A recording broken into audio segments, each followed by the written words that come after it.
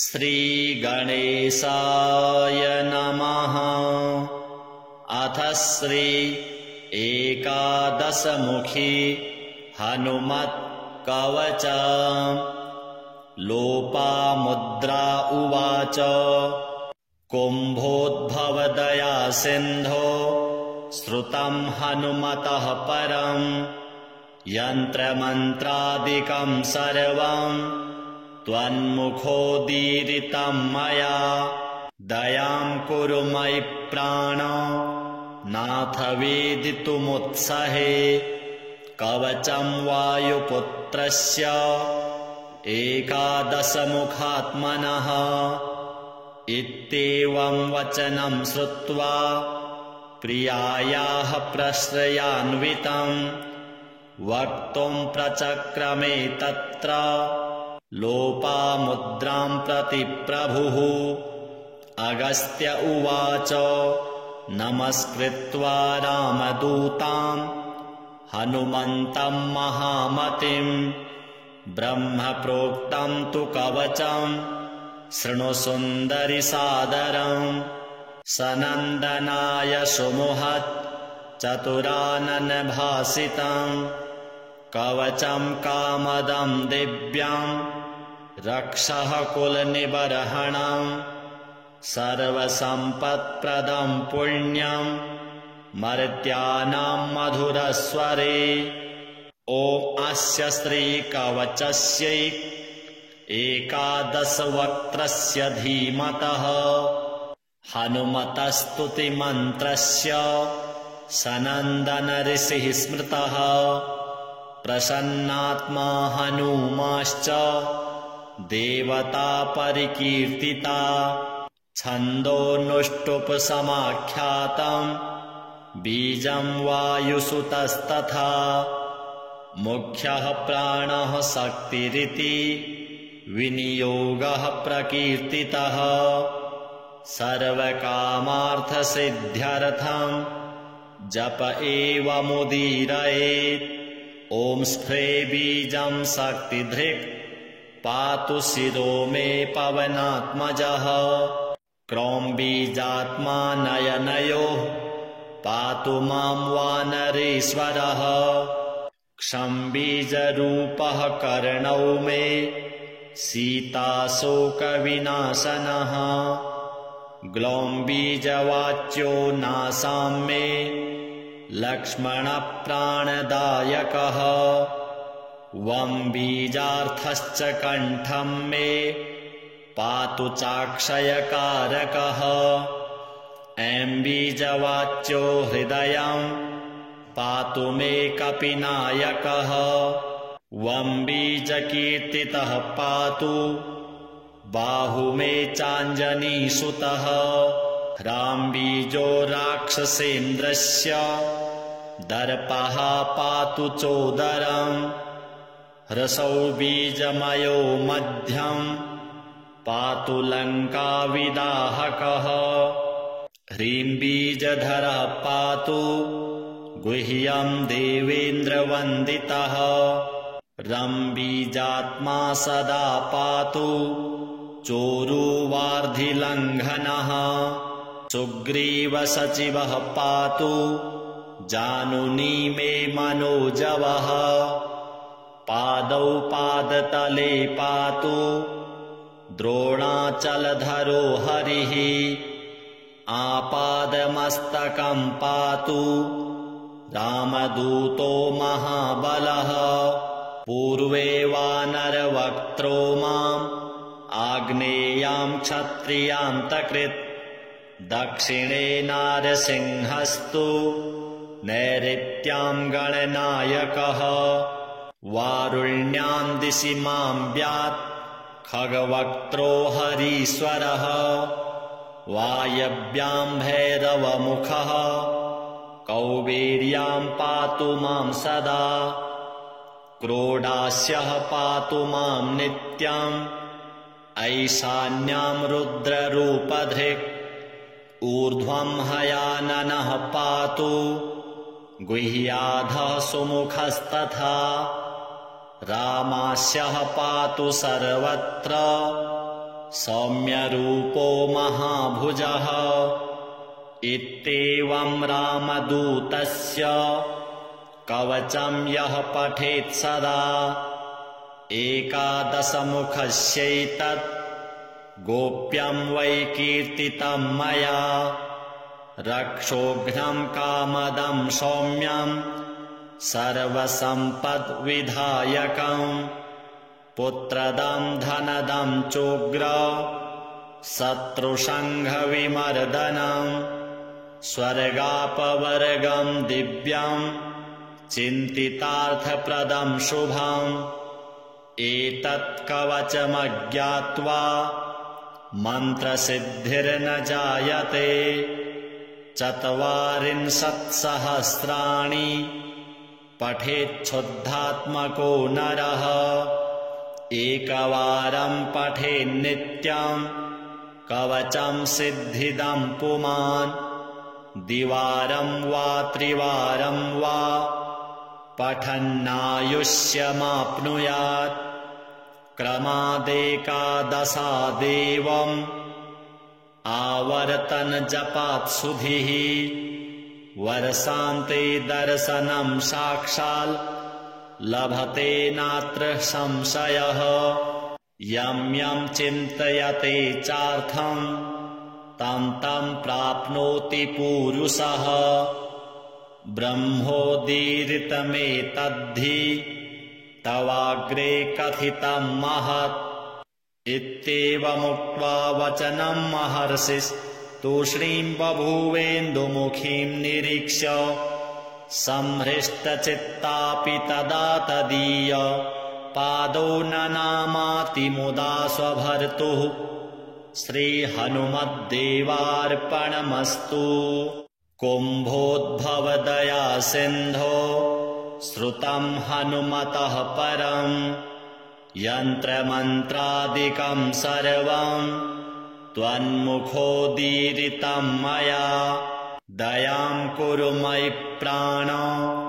नाथ वेदितुमुत्सहे कवचं वायुपुत्रस्य एकादशमुखात्मनः इत्येवं वचनं श्रुत्वा प्रियायाः प्रश्रयान्वितं वक्तुं प्रचक्रमे तत्र लोपामुद्रां प्रति प्रभुः अगस्त्य उवाच नमस्कृत्वा रामदूतां हनुमन्तं महामतिं ब्रह्मप्रोक्तं तु कवचं शृणु सुन्दरि सादरं सनन्दनाय सुमुहत् चतुराननभासितं कवचं कामदं दिव्यं रक्षः कुलनिबर्हणं सर्वसम्पत्प्रदं पुण्यं मर्त्यानां मधुरस्वरे ॐ अस्य श्रीकवचस्य एकादशवक्त्रस्य धीमतः हनुमतस्तुतिमन्त्रस्य सनन्दन ऋषिः स्मृतः प्रसन्नात्मा हनूमाश्च देवता परिकीर्तिता छन्दोनुष्टुप्समाख्यातं बीजं वायुसुतस्तथा मुख्यः प्राणः शक्तिरिति विनियोगः प्रकीर्तितः सर्वकामार्थसिद्ध्यर्थं जप एव मुदीरयेत् ॐ स्फ्रे बीजं शक्तिधृक् पातु शिरो मे पवनात्मजः क्रौं बीजात्मा नयनयोः पातु मां वानरेश्वरः क्षं बीजरूपः कर्णौ मे सीताशोकविनाशनः ग्लौं बीजवाच्यो नासां मे लक्ष्मणप्राणदायकः वं बीजार्थश्च कण्ठं मे पातु चाक्षयकारकः ऐं बीजवाच्यो हृदयं पातु मे कपिनायकः वंबीजकीर्तितः पातु बाहु मे चाञ्जनीसुतः ह्राम्बीजो राक्षसेन्द्रस्य दर्पः पातु चोदरम् ह्रसौ बीजमयो मध्यम् पातु लङ्काविदाहकः ह्रीम्बीजधरः पातु गुह्यम् देवेन्द्रवन्दितः रम्बीजात्मा सदा पातु चोरुवार्धिलङ्घनः सुग्रीवसचिवः पातु जानुनी मे मनोजवः पादौ पादतले पातु द्रोणाचलधरो हरिः आपादमस्तकं पातु रामदूतो महाबलः पूर्वे वानरवक्त्रो माम् आग्नेयां क्षत्रियान्तकृत् दक्षिणे नारसिंहस्तु नैऋत्यां गणनायकः वारुण्यां दिशि मां व्यात् खगवक्त्रो हरीश्वरः वायव्यां भैरवमुखः कौबेर्यां पातु मां सदा क्रोडास्यः पातु मां नित्यम् ऐशान्यां रुद्ररूपधृक् ऊर्ध्वं हयाननः पातु गुह्याधः सुमुखस्तथा रामास्यः पातु सर्वत्र सौम्यरूपो महाभुजः इत्येवं रामदूतस्य कवचं यः पठेत् सदा एकादशमुखस्यैतत् गोप्यं वै कीर्तितं मया रक्षोघ्नं कामदं सौम्यं सर्वसम्पद्विधायकम् पुत्रदं धनदं चोग्र शत्रुसंघविमर्दनम् स्वर्गापवर्गं दिव्यं चिन्तितार्थप्रदं शुभम् एतत् कवचमज्ञात्वा मन्त्रसिद्धिर्न जायते 40,000 पठेच्छुद्धात्मको नरः एकवारं पठेन्नित्यं कवचं सिद्धिदं पुमान् द्विवारं वा त्रिवारं वा पठन्नायुष्यमाप्नुयात् क्रमादेकादशादेवम् आवर्तनजपात् सुधिः वर्षान्ते दर्शनं साक्षात् लभते नात्र संशयः यं यं चिन्तयते चार्थं तं तं प्राप्नोति पूरुषः ब्रह्मोदीरितमेतद्धि तवाग्रे कथितं महत् इत्येवमुक्त्वा वचनं महर्षिस्तूष्णीं बभूवेन्दुमुखीं निरीक्ष्य संहृष्टचित्तापि तदा तदीय पादौ ननामातिमुदा स्वभर्तुः श्रीहनुमद्देवार्पणमस्तु। कुम्भोद्भवदया सिन्धो श्रुतं हनुमतः परं यन्त्रमन्त्रादिकं सर्वं त्वन्मुखोदीरितं मया दयां कुरु मयि प्राण नाथ वेदितुमुत्सहे कवचं वायुपुत्रस्य एकादशमुखात्मनः इत्येवं वचनं श्रुत्वा प्रियायाः प्रश्रयान्वितं वक्तुं प्रचक्रमे तत्र लोपामुद्रां प्रति प्रभुः अगस्त्य उवाच नमस्कृत्वा रामदूतां हनुमन्तं महामतिं ब्रह्मप्रोक्तं तु कवचं शृणु सुन्दरि सादरं सनन्दनाय सुमुहत् चतुराननभासितं कवचं कामदं दिव्यं रक्षः कुलनिबर्हणं सर्वसम्पत्प्रदं पुण्यं मर्त्यानां मधुरस्वरे। ॐ अस्य श्रीकवचस्यै एकादशवक्त्रस्य धीमतः हनुमतस्तुतिमन्त्रस्य सनन्दन ऋषिः स्मृतः प्रसन्नात्मा हनूमाश्च देवता परिकीर्तिता छन्दोनुष्टुप्-समाख्यातं बीजं वायुसुतस्तथा मुख्यः प्राणः शक्तिरिति विनियोगः प्रकीर्तितः सर्वकामार्थसिद्ध्यर्थं जप एवमुदीरयेत्। ॐ स्फ्रे बीजं शक्तिधृक् पातु शिरो मे पवनात्मजः क्रौं बीजात्मा नयनयोः पातु मां वानरेश्वरः क्षं बीजरूपः कर्णौ मे सीताशोकविनाशनः ग्लौं बीजवाच्यो नासां मे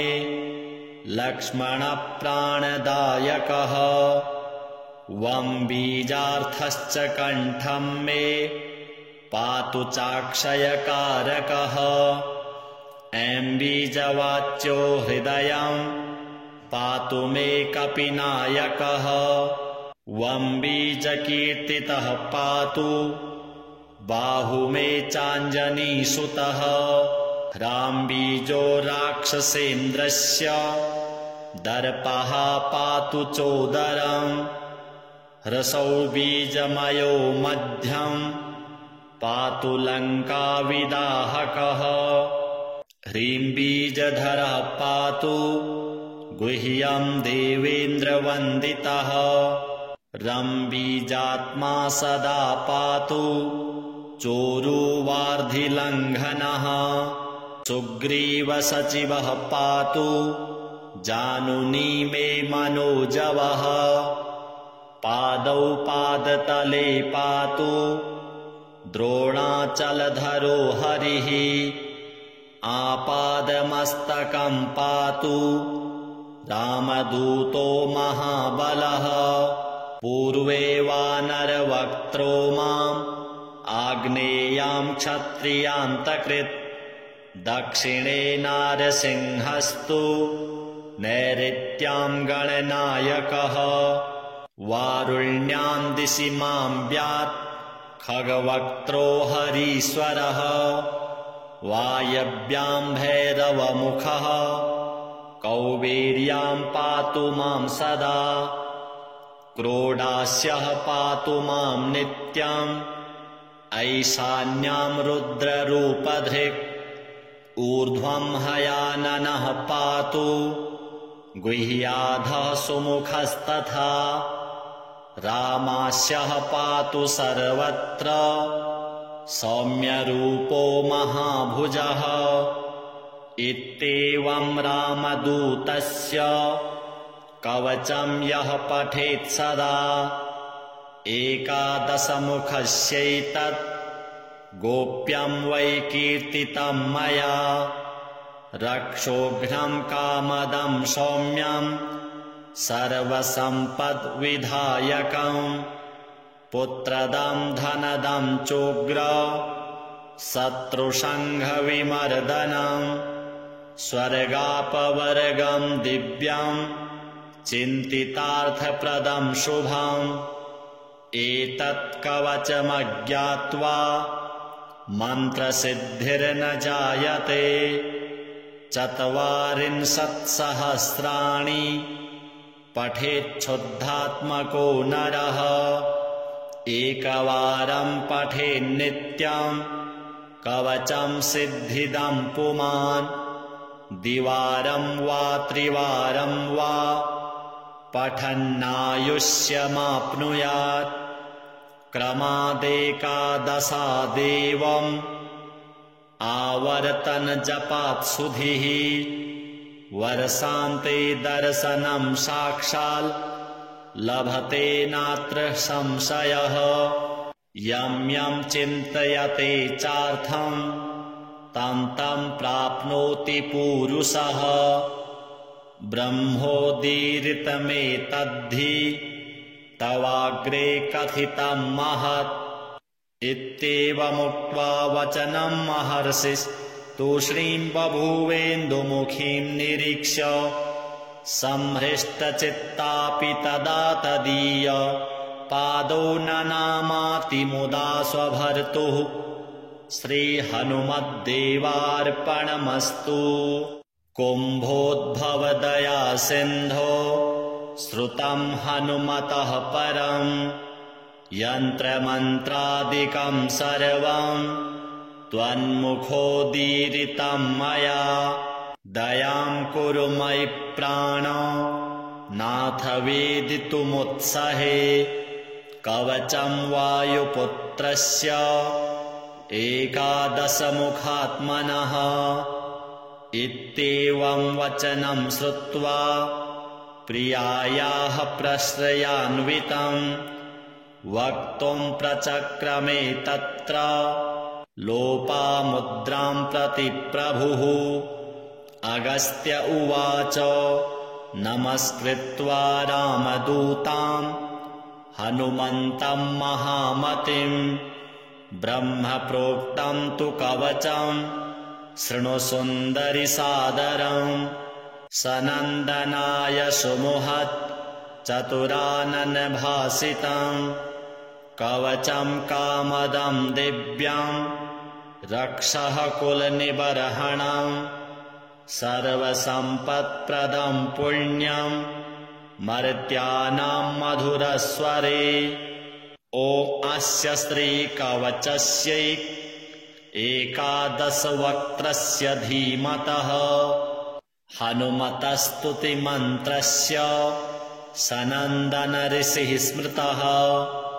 प्रसन्नात्मा हनूमाश्च देवता परिकीर्तिता छन्दोनुष्टुप्समाख्यातं बीजं वायुसुतस्तथा मुख्यः प्राणः शक्तिरिति विनियोगः प्रकीर्तितः सर्वकामार्थसिद्ध्यर्थं जप एव मुदीरयेत् ॐ स्फ्रे बीजं शक्तिधृक् पातु शिरो मे पवनात्मजः क्रौं बीजात्मा नयनयोः पातु मां वानरेश्वरः क्षं बीजरूपः कर्णौ मे सीताशोकविनाशनः ग्लौं बीजवाच्यो नासां मे लक्ष्मणप्राणदायकः वं बीजार्थश्च कण्ठं मे पातु चाक्षयकारकः ऐं बीजवाच्यो हृदयं पातु मे कपिनायकः वं बीजकीर्तितः पातु बाहु मे चाञ्जनीसुतः ह्रां बीजो राक्षसेन्द्रस्य दर्पः पातु चोदरं ह्रसौ बीजमयो मध्यं पातु लङ्काविदाहकः ह्रीं बीजधरः पातु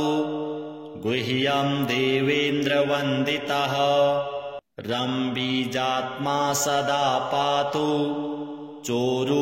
चोरुवार्धिलङ्घनः सुग्रीवसचिवः पातु जानुनी मे मनोजवः पादौ पादतले पातु द्रोणाचलधरो हरिः आपादमस्तकं पातु रामदूतो महाबलः पूर्वे वानरवक्त्रो माम् आग्नेयां क्षत्रियान्तकृत् दक्षिणे नारसिंहस्तु नैऋत्यां गणनायकः वारुण्यां दिशि मां व्यात् खगवक्त्रो हरीश्वरः वायव्याम् भैरवमुखः कौबेर्याम् पातु माम् सदा क्रोडास्यः पातु माम् नित्यम् ऐशान्याम् रुद्ररूपधृक् ऊर्ध्वम् हयाननः पातु गुह्याधः सुमुखस्तथा रामास्यः पातु सर्वत्र सौम्यरूपो महाभुजः इत्येवम् रामदूतस्य कवचम् यः पठेत् सदा एकादशमुखस्यैतत् गोप्यम् वै कीर्तितम् मया रक्षोघ्नम् कामदम् सौम्यम् सर्वसम्पद्विधायकम् पुत्रदम् धनदम् चोग्र शत्रुसङ्घविमर्दनम् स्वर्गापवर्गम् दिव्यम् चिन्तितार्थप्रदम् शुभम् एतत् कवचमज्ञात्वा मन्त्रसिद्धिर्न जायते 40,000 पठेच्छुद्धात्मको नरः एकवारम् पठेन्नित्यम् कवचम् सिद्धिदम् पुमान् द्विवारम् वा त्रिवारम् वा पठन्नायुष्यमाप्नुयात् क्रमादेकादशादेवम् आवर्तन जपात् सुधिः वर्षान्ते दर्शनम् साक्षात् लभते नात्र संशयः यम् यम् चिन्तयते चार्थम् तम् तम् प्राप्नोति पूरुषः ब्रह्मोदीरितमेतद्धि तवाग्रे कथितम् महत् इत्येवमुक्त्वा वचनम् महर्षिस्तूष्णीम् बभूवेन्दुमुखीम् निरीक्ष्य संहृष्टचित्तापि तदा तदीय पादौ ननामातिमुदा स्वभर्तुः श्रीहनुमद्देवार्पणमस्तु। कुम्भोद्भवदया सिन्धो श्रुतम् हनुमतः परम् यन्त्रमन्त्रादिकम् सर्वम् त्वन्मुखोदीरितम् मया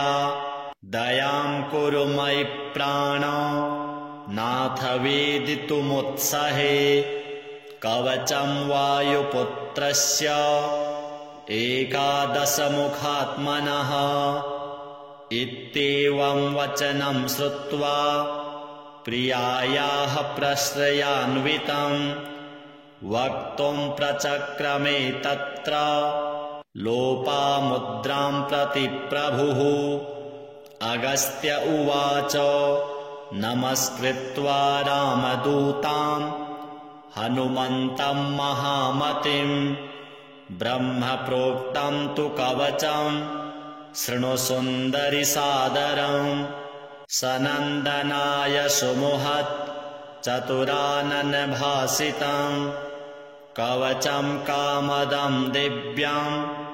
रक्षः कुलनिबर्हणम् सर्वसम्पत्प्रदम् पुण्यम् मर्त्यानाम् मधुरस्वरे ॐ अस्य श्रीकवचस्यै एकादशवक्त्रस्य धीमतः हनुमतस्तुतिमन्त्रस्य सनन्दन ऋषिः स्मृतः प्रसन्नात्मा हनूमाश्च देवता परिकीर्तिता छन्दोनुष्टुप्समाख्यातम् बीजम् वायुसुतस्तथा मुख्यः प्राणः शक्तिरिति विनियोगः प्रकीर्तितः सर्वकामार्थसिद्ध्यर्थम् जप एवमुदीरयेत् ॐ स्फ्रे बीजम् शक्तिधृक् पातु शिरो मे पवनात्मजः क्रौं बीजात्मा नयनयोः पातु माम् वानरेश्वरः क्षं बीजरूपः कर्णौ मे सीताशोकविनाशनः ग्लौं बीजवाच्यो नासां मे लक्ष्मणप्राणदायकः वं बीजार्थश्च कण्ठं मे पातु चाक्षयकारकः ऐं बीजवाच्यो हृदयं पातु मे कपिनायकः वं बीजकीर्तितः पातु बाहु मे चाञ्जनीसुतः ह्रां बीजो राक्षसेन्द्रस्य दर्पः पातु चोदरम् ह्रसौ बीजमयो मध्यं पातु लङ्काविदाहकः ह्रीं बीजधरः पातु गुह्यं देवेन्द्रवन्दितः रं बीजात्मा सदा पातु चोरुवार्धिलङ्घनः सुग्रीवसचिवः पातु जानुनी मे मनोजवः पादौ पादतले पातु द्रोणाचलधरो हरिः आपादमस्तकं पातु रामदूतो महाबलः पूर्वे वानरवक्त्रो माम् आग्नेयां क्षत्रियान्तकृत् दक्षिणे नारसिंहस्तु नैऋत्यां गणनायकः वारुण्यां दिशि मां व्यात् खगवक्त्रो हरीश्वरः वायव्यां भैरवमुखः कौबेर्यां पातु मां सदा क्रोडास्यः पातु मां नित्यम् ऐशान्यां रुद्ररूपधृक् ऊर्ध्वं हयाननः पातु गुह्याधः सुमुखस्तथा रामास्यः पातु सर्वत्र सौम्यरूपो महाभुजः इत्येवं रामदूतस्य कवचं यः पठेत् सदा एकादशमुखस्यैतत् गोप्यं वै कीर्तितं मया रक्षोघ्नं कामदं सौम्यं सर्वसम्पद्विधायकं पुत्रदं धनदं चोग्र शत्रुसंघविमर्दनं स्वर्गापवर्गं दिव्यं चिन्तितार्थप्रदं शुभम् एतत् कवचमज्ञात्वा मन्त्रसिद्धिर्न जायते 40 पठेच्छुद्धात्मको नरः एकवारं पठेन्नित्यं कवचं सिद्धिदं पुमान् द्विवारं वा त्रिवारं वा पठन्नायुष्यमाप्नुयात् क्रमादेकादशादेवम् आवर्तनजपात् सुधिः वर्षान्ते दर्शनं साक्षात् लभते नात्र संशयः यं यं चिन्तयते चार्थं तं तं प्राप्नोति पूरुषः ब्रह्मोदीरितमेतद्धि तवाग्रे कथितं महत् इत्येवमुक्त्वा वचनं महर्षिस्तूष्णीं बभूवेन्दुमुखीं निरीक्ष्य संहृष्टचित्तापि तदा तदीय पादौ ननामातिमुदा स्वभर्तुः श्रीहनुमद्देवार्पणमस्तु। कुम्भोद्भवदया सिन्धो श्रुतं हनुमतः परं यन्त्रमन्त्रादिकं सर्वं त्वन्मुखोदीरितं मया दयां कुरु मयि प्राण नाथ वेदितुमुत्सहे कवचं वायुपुत्रस्य एकादशमुखात्मनः इत्येवं वचनं श्रुत्वा प्रियायाः प्रश्रयान्वितं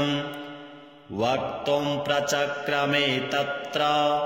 लोपामुद्रां प्रति प्रभुः।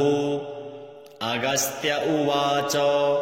नमस्कृत्वा रामदूतां हनुमन्तं महामतिं ब्रह्म प्रोक्तं तु कवचं शृणु सुन्दरि सादरं। सनन्दनाय सुमुहत् चतुराननभासितं कवचं कामदं दिव्यं रक्षः कुलनिबर्हणं। सर्वसम्पत्प्रदं पुण्यं मर्त्यानां मधुरस्वरे। ॐ अस्य श्रीकवचस्य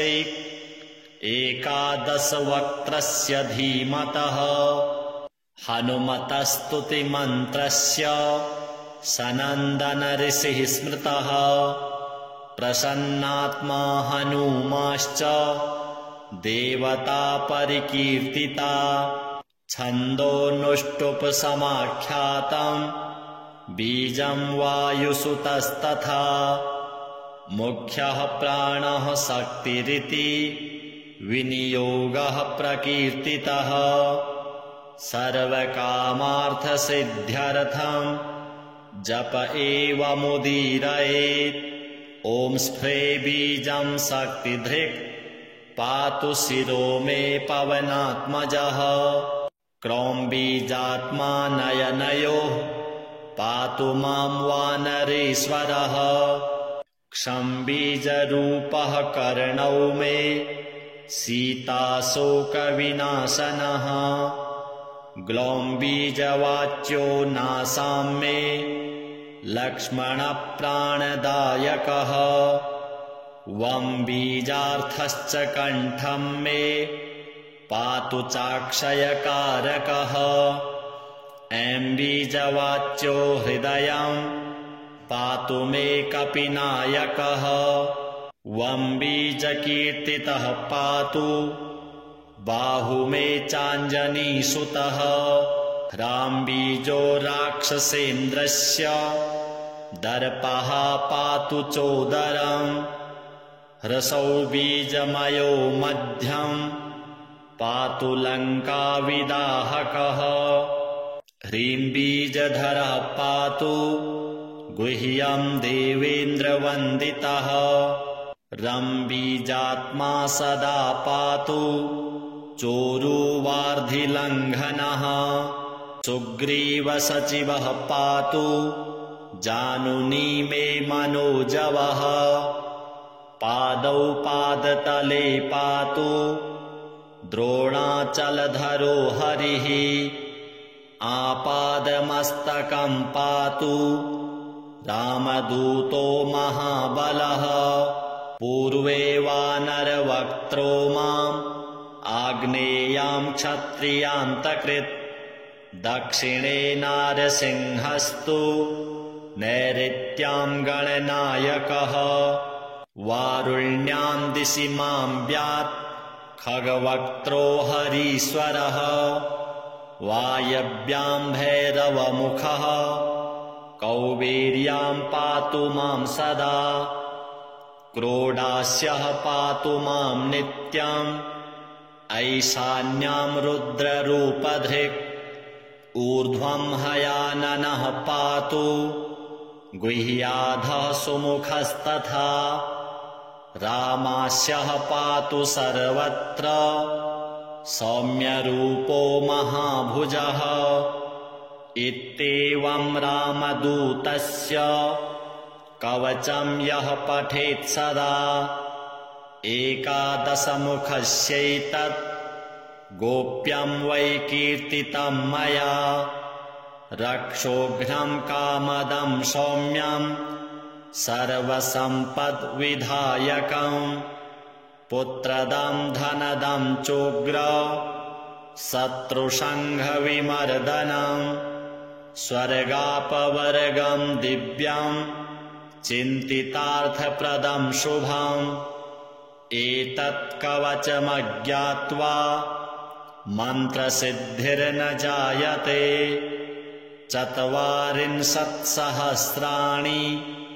पठेच्छुद्धात्मको नरः एकवारं पठेन्नित्यं कवचं सिद्धिदं पुमान् द्विवारं वा त्रिवारं वा पठन्नायुष्यमाप्नुयात् क्रमादेकादशादेवम् आवर्तनजपात् सुधिः वर्षान्ते दर्शनं साक्षात् लभते नात्र संशयः यं यं चिन्तयते चार्थं तं तं प्राप्नोति पूरुषः ब्रह्मोदीरितमेतद्धि तवाग्रे कथितं महत् इत्येवमुक्त्वा वचनं महर्षिस्तूष्णीं बभूवेन्दुमुखीं निरीक्ष्य संहृष्टचित्तापि तदा तदीय पादौ ननामातिमुदा स्वभर्तुः श्रीहनुमद्देवार्पणमस्तु। कुम्भोद्भवदया सिन्धो श्रुतं हनुमतः परं यन्त्रमन्त्रादिकं सर्वं त्वन्मुखोदीरितं मया दयां कुरु मयि प्राण नाथ वेदितुमुत्सहे कवचं वायुपुत्रस्य एकादशमुखात्मनः इत्येवं वचनं श्रुत्वा प्रियायाः प्रश्रयान्वितं वक्तुं प्रचक्रमे तत्र लोपामुद्रां प्रति प्रभुः अगस्त्य उवाच नमस्कृत्वा रामदूतां हनुमन्तं महामतिं ब्रह्मप्रोक्तं तु कवचं शृणु सुन्दरि सादरं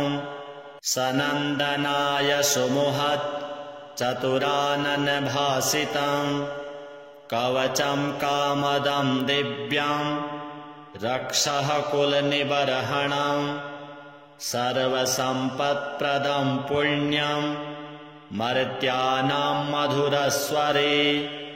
ॐ अस्य श्रीकवचस्य एकादशवक्त्रस्य धीमतः हनुमतस्तुतिमन्त्रस्य सनन्दन ऋषिः स्मृतः प्रसन्नात्मा हनूमाश्च देवता परिकीर्तिता छन्दोनुष्टुप्समाख्यातं बीजं वायुसुतस्तथा मुख्यः प्राणः शक्तिरिति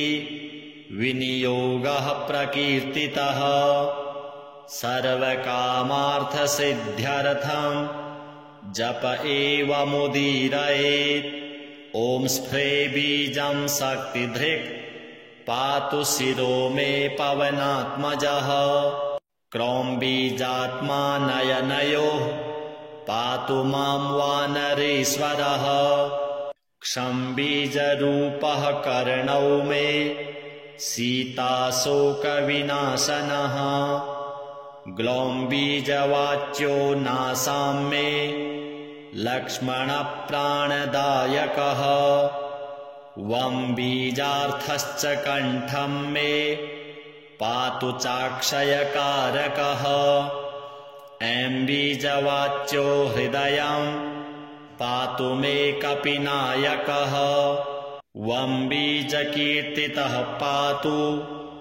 बाहु मे चाञ्जनीसुतः ह्रां बीजो राक्षसेन्द्रस्य दर्पः पातु चोदरम् ह्रसौ बीजमयो मध्यं पातु लङ्काविदाहकः ह्रीं बीजधरः पातु गुह्यं देवेन्द्रवन्दितः रं बीजात्मा सदा पातु चोरुवार्धिलङ्घनः सुग्रीवसचिवः पातु जानुनी मे मनोजवः पादौ पादतले पातु द्रोणाचलधरो हरिः आपादमस्तकं पातु रामदूतो महाबलः पूर्वे वानरवक्त्रो माम् आग्नेयां क्षत्रियान्तकृत् दक्षिणे नारसिंहस्तु नैऋत्यां गणनायकः वारुण्यां दिशि मां व्यात् खगवक्त्रो हरीश्वरः वायव्यां भैरवमुखः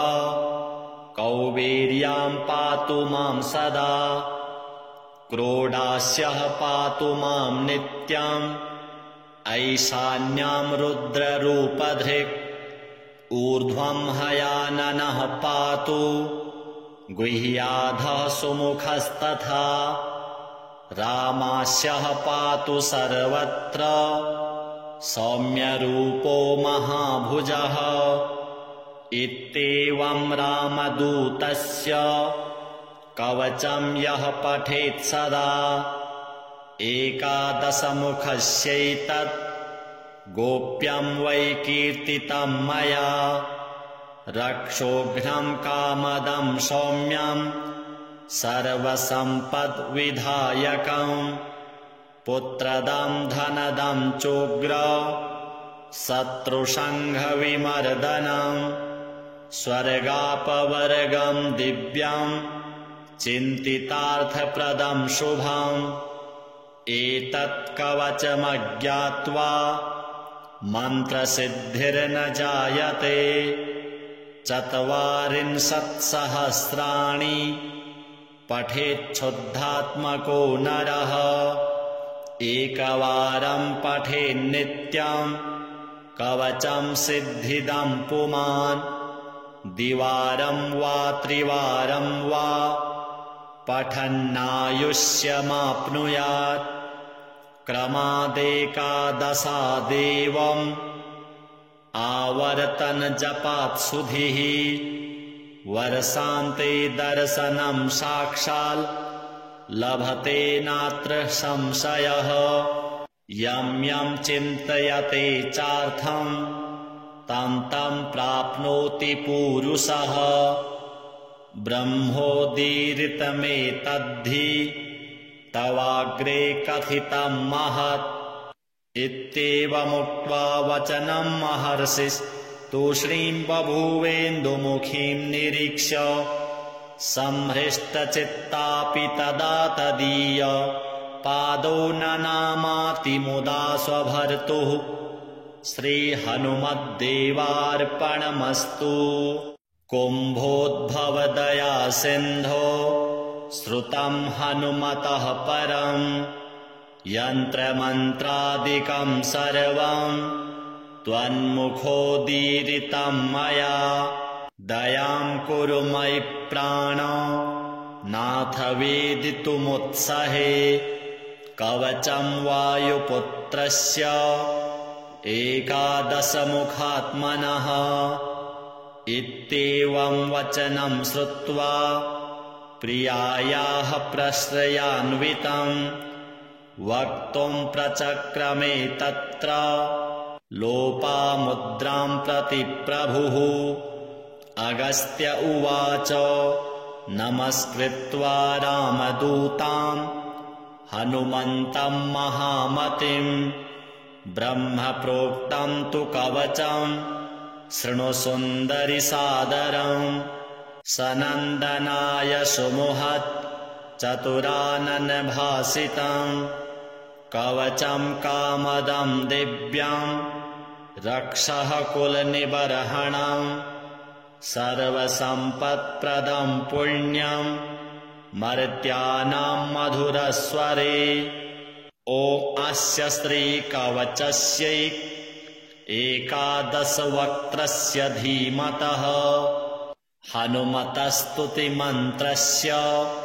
सनन्दन ऋषिः स्मृतः प्रसन्नात्मा हनूमाश्च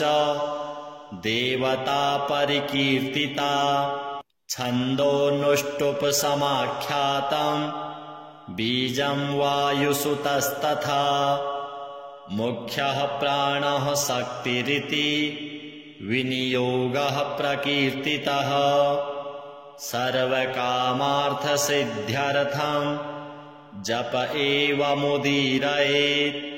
ॐ स्फ्रे बीजं शक्तिधृक् पातु शिरो मे पवनात्मजः क्रौं बीजात्मा नयनयोः पातु मां वानरेश्वरः क्षं बीजरूपः कर्णौ मे सीताशोकविनाशनः ग्लौं बीजवाच्यो नासां मे लक्ष्मणप्राणदायकः वं बीजार्थश्च कण्ठं मे पातु चाक्षयकारकः ऐं बीजवाच्यो हृदयं पातु मे कपिनायकः वं बीजकीर्तितः पातु बाहु मे चाञ्जनीसुतः ह्रां बीजो राक्षसेन्द्रस्य दर्पः पातु चोदरम् ह्रसौ बीजमयो मध्यं पातु लङ्काविदाहकः ह्रीं बीजधरः पातु गुह्यं देवेन्द्रवन्दितः रं बीजात्मा सदा पातु चोरुवार्धिलङ्घनः सुग्रीवसचिवः पातु जानुनी मे मनोजवः पादौ पादतले पातु द्रोणाचलधरो हरिः आपादमस्तकं पातु रामदूतो महाबलः पूर्वे वानरवक्त्रो माम् आग्नेयां क्षत्रियान्तकृत् दक्षिणे नारसिंहस्तु नैऋत्यां गणनायकः वारुण्यां दिशि मां व्यात् खगवक्त्रो हरीश्वरः वायव्यां भैरवमुखः कौबेर्यां पातु मां सदा क्रोडास्यः पातु मां नित्यम् ऐशान्यां रुद्ररूपधृक् ऊर्ध्वं हयाननः पातु गुह्याधः सुमुखस्तथा रामास्यः पातु सर्वत्र सौम्यरूपो महाभुजः इत्येवं रामदूतस्य कवचं यः पठेत् सदा एकादशमुखस्यैतत् गोप्यं वै कीर्तितं मया रक्षोघ्नं कामदं सौम्यं सर्वसम्पद्विधायकं पुत्रदं धनदं चोग्र शत्रुसंघविमर्दनं स्वर्गापवर्गं दिव्यं चिन्तितार्थप्रदं शुभम् एतत् कवचमज्ञात्वा मन्त्रसिद्धिर्न जायते 40 पठेच्छुद्धात्मको नरः एकवारं पठेन्नित्यं कवचं सिद्धिदं पुमान् द्विवारं वा त्रिवारं वा पठन्नायुष्यमाप्नुयात् क्रमादेकादशादेवम् आवर्तनजपात् सुधिः वर्षान्ते दर्शनं साक्षात् लभते नात्र संशयः यं यं चिन्तयते चार्थं तं तं प्राप्नोति पूरुषः ब्रह्मोदीरितमेतद्धि तवाग्रे कथितं महत्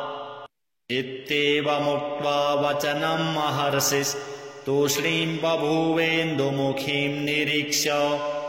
संहृष्टचित्तापि तदा तदीय पादौ ननामातिमुदा स्वभर्तुः श्रीहनुमद्देवार्पणमस्तु। कुम्भोद्भवदया सिन्धो श्रुतं हनुमतः परम् यन्त्रमन्त्रादिकं सर्वं त्वन्मुखोदीरितं मया दयां कुरु मयि प्राण नाथ वेदितुमुत्सहे कवचं वायुपुत्रस्य एकादशमुखात्मनः इत्येवं वचनं श्रुत्वा प्रियायाः प्रश्रयान्वितं वक्तुं प्रचक्रमे तत्र लोपामुद्रां प्रति प्रभुः अगस्त्य उवाच नमस्कृत्वा रामदूतां हनुमन्तं महामतिं ब्रह्मप्रोक्तं तु कवचं शृणु सुन्दरि सादरं सनन्दनाय सुमुहत् चतुराननभासितं कवचं कामदं दिव्यं रक्षः कुलनिबर्हणं सर्वसम्पत्प्रदं पुण्यं मर्त्यानां मधुरस्वरे ॐ अस्य श्रीकवचस्य एकादशवक्त्रस्य धीमतः हनुमतस्तुतिमन्त्रस्य सनन्दन ऋषिः स्मृतः प्रसन्नात्मा हनूमाश्च देवता परिकीर्तिता छन्दोनुष्टुप्समाख्यातं बीजं वायुसुतस्तथा मुख्यः प्राणः शक्तिरिति विनियोगः प्रकीर्तितः सर्वकामार्थसिद्ध्यर्थं जप एव मुदीरयेत् ॐ स्फ्रे बीजं शक्तिधृक् पातु शिरो मे पवनात्मजः क्रौं बीजात्मा नयनयोः पातु मां वानरेश्वरः क्षं बीजरूपः कर्णौ मे सीताशोकविनाशनः ग्लौं बीजवाच्यो नासां मे लक्ष्मणप्राणदायकः वं बीजार्थश्च कण्ठं मे पातु चाक्षयकारकः ऐं बीजवाच्यो हृदयं पातु मे कपिनायकः वं बीजकीर्तितः पातु बाहु मे चाञ्जनीसुतः ह्रां बीजो राक्षसेन्द्रस्य दर्पः पातु चोदरम् ह्रसौ बीजमयो मध्यं पातु लङ्काविदाहकः ह्रीं बीजधरः पातु गुह्यं देवेन्द्रवन्दितः रं बीजात्मा सदा पातु चोरुवार्धिलङ्घनः सुग्रीवसचिवः पातु जानुनी मे मनोजवः पादौ पादतले पातु द्रोणाचलधरो हरिः आपादमस्तकं पातु रामदूतो महाबलः पूर्वे वानरवक्त्रो माम् आग्नेयां क्षत्रियान्तकृत् दक्षिणे नारसिंहस्तु नैऋत्यां गणनायकः वारुण्यां दिशि मां व्यात् खगवक्त्रो हरीश्वरः वायव्यां भैरवमुखः कौबेर्यां पातु मां सदा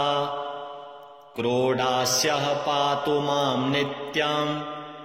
ऐशान्यां रुद्ररूपधृक् ऊर्ध्वं हयाननः पातु गुह्याधः सुमुखस्तथा रामास्यः पातु सर्वत्र सौम्यरूपो महाभुजः इत्येवं रामदूतस्य कवचं यः पठेत् सदा एकादशमुखस्यैतत् गोप्यं वै कीर्तितं मया रक्षोघ्नं कामदं सौम्यं सर्वसम्पद्विधायकम् पुत्रदं धनदं चोग्र शत्रुसङ्घविमर्दनम् स्वर्गापवर्गं दिव्यं चिन्तितार्थप्रदं शुभम् एतत् कवचमज्ञात्वा मन्त्रसिद्धिर्न जायते 40 पठेच्छुद्धात्मको नरः एकवारं पठेन्नित्यं कवचं सिद्धिदं पुमान् द्विवारं वा त्रिवारं वा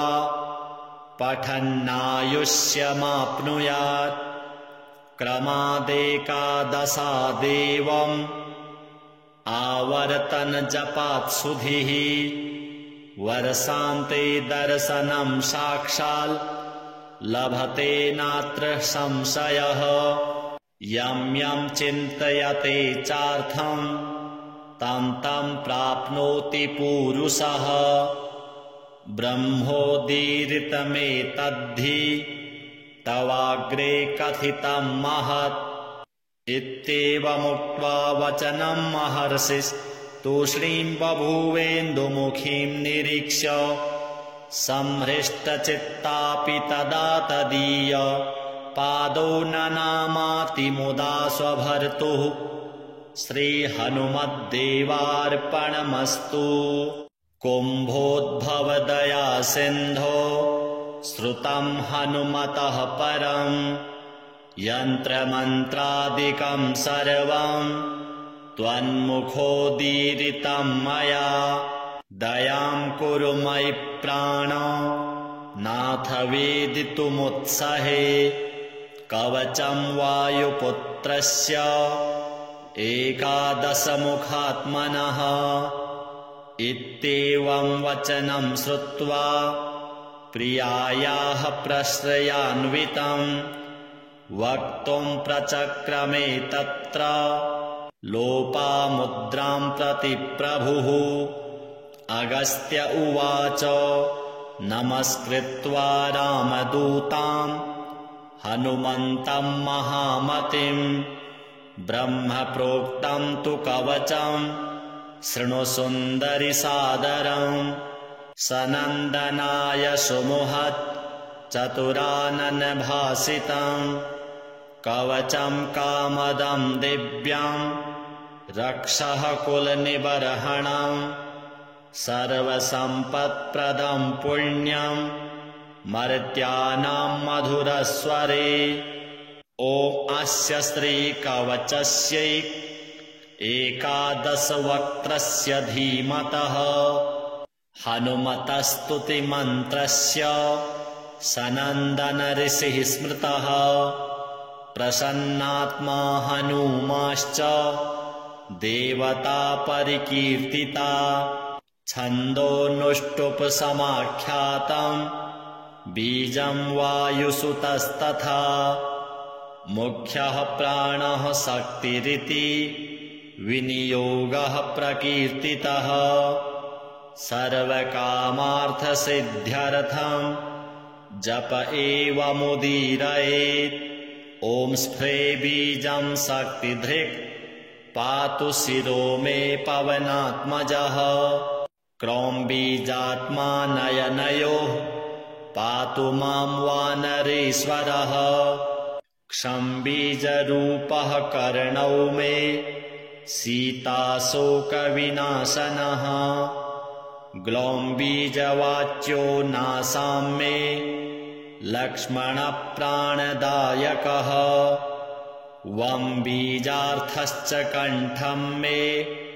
पातु चाक्षयकारकः ऐं बीजवाच्यो हृदयं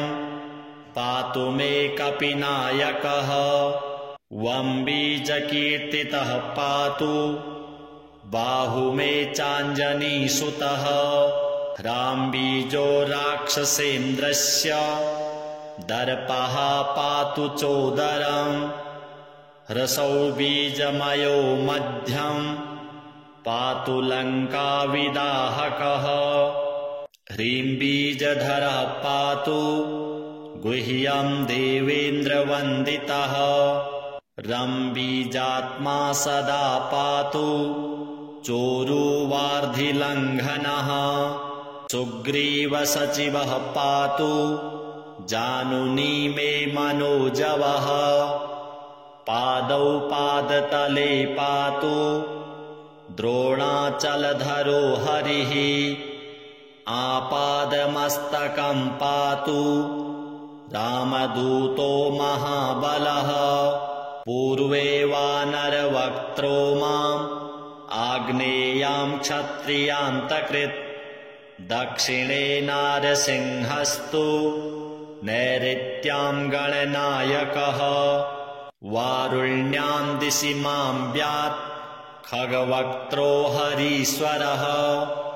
वायव्यां भैरवमुखः कौबेर्यां पातु मां सदा क्रोडास्यः पातु मां नित्यम् ऐशान्यां रुद्ररूपधृक् ऊर्ध्वं हयाननः पातु गुह्याधः सुमुखस्तथा रामास्यः पातु सर्वत्र सौम्यरूपो महाभुजः इत्येवं रामदूतस्य कवचं यः पठेत् सदा एकादशमुखस्यैतत् गोप्यं वै कीर्तितं मया रक्षोघ्नं कामदं सौम्यं सर्वसम्पद्विधायकं पुत्रदं धनदं चोग्र शत्रुसंघविमर्दनं स्वर्गापवर्गं दिव्यं चिन्तितार्थप्रदं शुभम् एतत् कवचमज्ञात्वा मन्त्रसिद्धिर्न जायते 40 पठेच्छुद्धात्मको नरः एकवारं पठेन्नित्यं कवचं सिद्धिदं पुमान् द्विवारं वा त्रिवारं वा पठन्नायुष्यमाप्नुयात् क्रमादेकादशादेवम् आवर्तनजपात् सुधिः वर्षान्ते दर्शनं साक्षात् लभते नात्र संशयः यं यं चिन्तयते चार्थं तं तं प्राप्नोति पूरुषः ब्रह्मोदीरितमेतद्धि तवाग्रे कथितं महत् इत्येवमुक्त्वा वचनं महर्षिस्तूष्णीं बभूवेन्दुमुखीं निरीक्ष्य संहृष्टचित्तापि तदा तदीय पादौ ननामाति मुदा स्वभर्तुः श्रीहनुमद्देवार्पणमस्तु कुम्भोद्भवदया सिन्धो श्रुतं हनुमतः परं यन्त्रमन्त्रादिकं सर्वं त्वन्मुखोदीरितं मया दयां कुरु मयि प्राण नाथ वेदितुमुत्सहे कवचं वायुपुत्रस्य एकादशमुखात्मनः इत्येवं वचनं श्रुत्वा प्रियायाः प्रश्रयान्वितं वक्तुं प्रचक्रमे तत्र लोपामुद्रां प्रति प्रभुः अगस्त्य उवाच नमस्कृत्वा रामदूतां हनुमन्तं महामतिं ब्रह्मप्रोक्तं तु कवचं शृणु सुन्दरि सादरम् सनन्दनाय सुमुहत् चतुराननभासितं कवचं कामदं दिव्यं रक्षः कुलनिबर्हणं सर्वसम्पत्प्रदं पुण्यं मर्त्यानां मधुरस्वरे ॐ अस्य श्रीकवचस्यै एकादशवक्त्रस्य धीमतः हनुमतस्तुतिमन्त्रस्य सनन्दन ऋषिः स्मृतः प्रसन्नात्मा हनुमाश्च देवता परिकीर्तिता छन्दोनुष्टुप्समाख्यातम् बीजं वायुसुतस्तथा मुख्यः प्राणः शक्तिरिति विनियोगः प्रकीर्तितः सर्वकामार्थसिद्ध्यर्थं जप एव मुदीरयेत् ॐ स्फ्रे बीजं शक्तिधृक् पातु शिरो मे पवनात्मजः क्रौं बीजात्मा नयनयोः पातु मां वानरेश्वरः क्षं बीजरूपः कर्णौ मे सीताशोकविनाशनः ग्लौं बीजवाच्यो नासां मे लक्ष्मणप्राणदायकः वं बीजार्थश्च कण्ठं मे पातु चाक्षयकारकः ऐं बीजवाच्यो हृदयं पातु मे कपिनायकः वं बीजकीर्तितः पातु बाहु मे चाञ्जनीसुतः ह्रां बीजो राक्षसेन्द्रस्य दर्पः पातु चोदरम् ह्रसौ बीजमयो मध्यं पातु लङ्काविदाहकः ह्रीं बीजधरः पातु गुह्यं देवेन्द्रवन्दितः रं बीजात्मा सदा पातु चोरुवार्धिलङ्घनः सुग्रीवसचिवः पातु जानुनी मे मनोजवः पादौ पादतले पातु द्रोणाचलधरो हरिः आपादमस्तकं पातु रामदूतो महाबलः पूर्वे वानरवक्त्रो माम् आग्नेयां क्षत्रियान्तकृत् दक्षिणे नारसिंहस्तु नैऋत्यां गणनायकः वारुण्यां दिशि मां व्यात् खगवक्त्रो हरीश्वरः वायव्यां भैरवमुखः कौबेर्यां पातु मां सदा क्रोडास्यः पातु मां नित्यम् ऐशान्यां रुद्ररूपधृक् ऊर्ध्वं हयाननः पातु गुह्याधः सुमुखस्तथा रामास्यः पातु सर्वत्र सौम्यरूपो महाभुजः इत्येवं रामदूतस्य कवचं यः पठेत् सदा एकादशमुखस्यैतत् गोप्यं वै कीर्तितं मया रक्षोघ्नं कामदं सौम्यं सर्वसम्पद्विधायकं पुत्रदं धनदं चोग्र शत्रुसंघविमर्दनं स्वर्गापवर्गं दिव्यं चिन्तितार्थप्रदं शुभम् एतत् कवचमज्ञात्वा मन्त्रसिद्धिर्न जायते 40 पठेच्छुद्धात्मको नरः एकवारं पठेन्नित्यं कवचं सिद्धिदं पुमान् द्विवारं वा त्रिवारं वा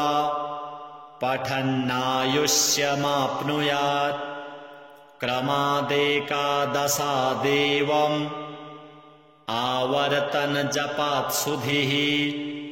वर्षान्ते दर्शनं साक्षात् लभते नात्र संशयः यं यं चिन्तयते चार्थं तं तं प्राप्नोति पूरुषः ब्रह्मोदीरितमेतद्धि